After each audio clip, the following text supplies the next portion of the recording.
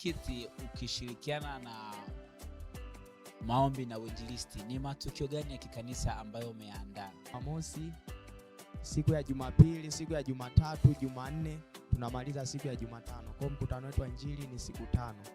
Mshaondoka na ule mtu mazingira yake ya ukuaji wa kiroho kule unakuaje? Kwa akili zangu zote, kwa nguvu zangu zote, na kwa mali zangu zote. Kwa hiyo natakiwa nimtumikie Mungu kwa vyote alivyonipatia. Maana dunia na vyote vijazavyo ni mali ya Bwana. Kwamba zote ni bora kwako, lakini kuna kautofauti. Yaani zote haziwezi kufanana, lakini kuna kautofauti fulani. Unaelewa? Hata na lile jibu ambalo Yesu alikuwa anamwambia Petro, na ndo mimi sasa.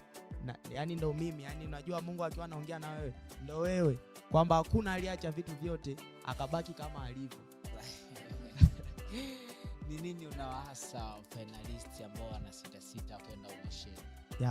Imama mlangoni, nabisha hodi nifu. Sema neno moja tu kwa huyu ambaye anakutazama pale mbele. Dimension ya kwanza Roho Mtakatifu ni maji ambayo tunaweza kusema ni level yake ni kama kisima. Dao ya kijamii, Facebook, YouTube. Anayetusikiliza Bwana kutoka Instagram, TikTok, Bwana katika jina la Yesu Kristo wa Nazareti, ninaomba Bwana alike katika ibada kubwa ya seminar itakayofanyika tarehe 29 na 30 pale USCF Social hapa UDOM, na tutakuwa live YouTube. Karibu sana.